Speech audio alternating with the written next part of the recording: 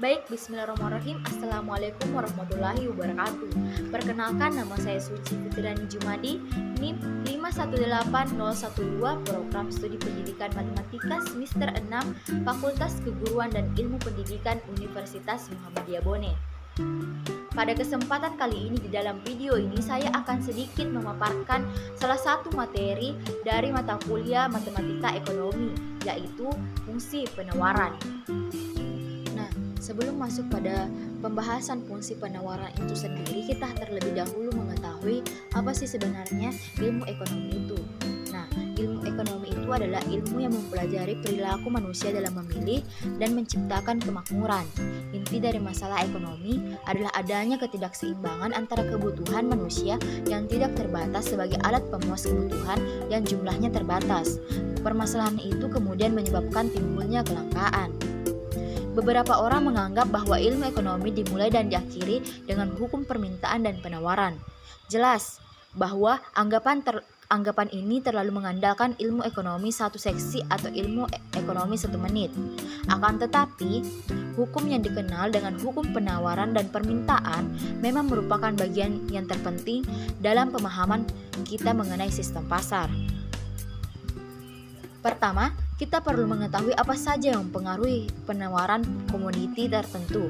Berikutnya, baru kita dapat melihat bagaimana penawaran bersama-sama menentukan harga serta bagaimana sistem harga itu secara keseluruhan memungkinkan sistem perekonomian bereaksi terhadap perubahan pas penawaran. Penawaran membantu kita dalam memahami keberhasilan sistem harga dan juga kegagalan. Nah, pada fungsi ekonomi, saya akan membahas mengenai definisi penawaran, fungsi penawaran, hukum penawaran, elastisitas penawaran, faktor yang mempengaruhi penawaran, serta contoh penerapan fungsi penawaran dalam matematika ekonomi. Langsung saja kita masuk pada definisi penawaran. Penawaran itu sendiri adalah sejumlah barang yang dijual atau ditawarkan kepada konsumen pada suatu tingkat harga dan waktu tertentu. Berbeda dengan hukum permintaan. Di dalam hukum penawaran, semakin tinggi harga, maka jumlah barang yang ditawarkan akan semakin banyak. Sementara semakin rendahnya barang, maka jumlah barang yang ditawarkan akan semakin sedikit.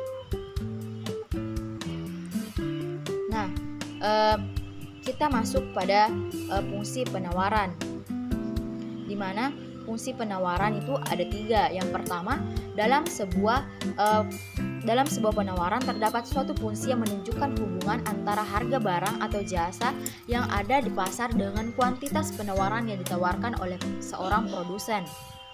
Yang kedua, dalam sebuah penawaran, fungsi penawaran digunakan oleh produsen dengan tujuan untuk menganalisa kemungkinan banyaknya barang yang akan diproduksi. Dan yang ketiga adalah dalam sebuah fungsi penawaran mengikuti hukum penawaran bila harga barang naik dengan asumsi ceteris paribus atau faktor-faktor lain dianggap tetap, maka jumlah barang yang ditawarkan akan naik, dan sebaliknya, apabila sebuah harga barang menurun, jumlah barang yang ditawarkan juga menurun.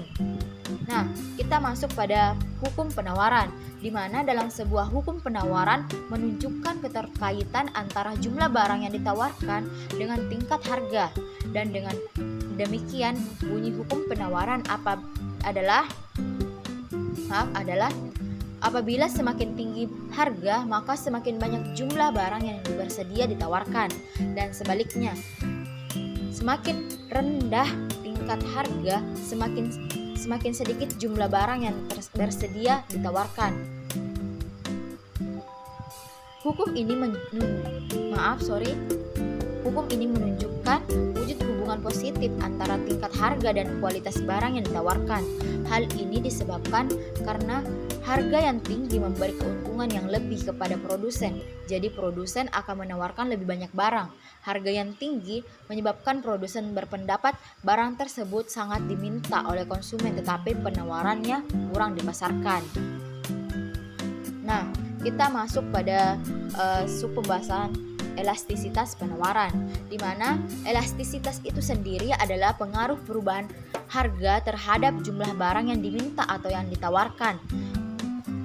Sedangkan elasticity of supply atau yang disebut sebagai elastisitas penawaran adalah pengaruh perubahan harga terhadap besar kecilnya jumlah barang yang ditawarkan atau tingkat kepekaan perubahan jumlah barang yang ditawarkan terhadap perubahan harga barang.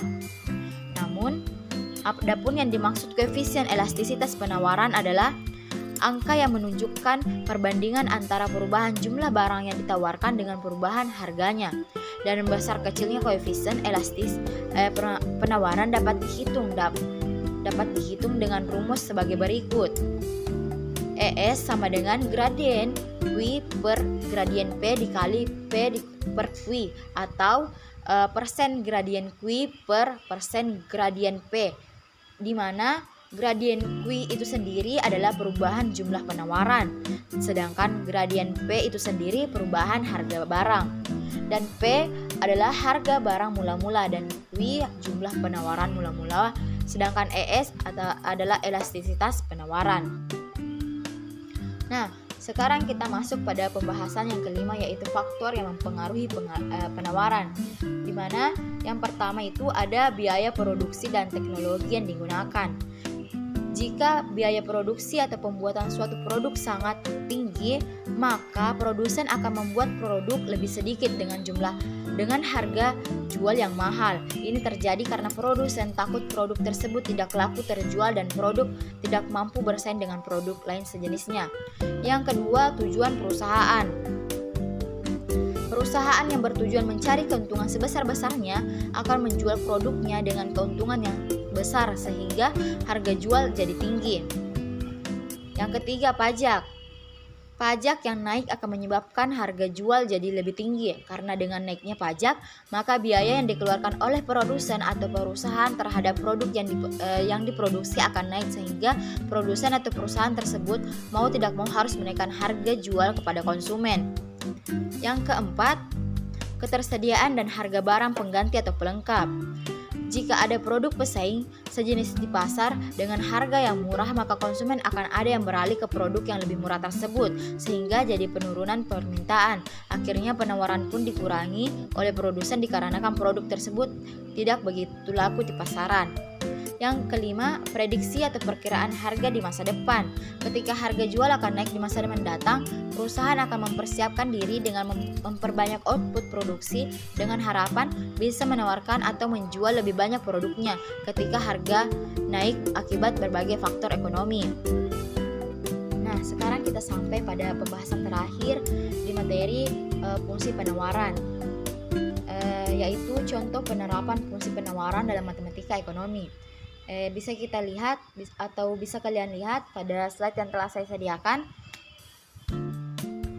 Soalnya pada saat harga Rp40 per unit, jumlah penawarannya 10 unit, dan ketika harga Rp60 per unit, jumlah penawarannya 20 unit.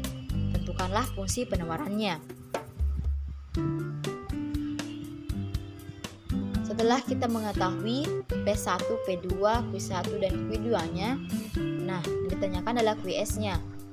Kita menggunakan rumus P dikurang P1 per P2 dikurang P1 sama dengan Q dikurang Q1 per Q2 dikurang Q1.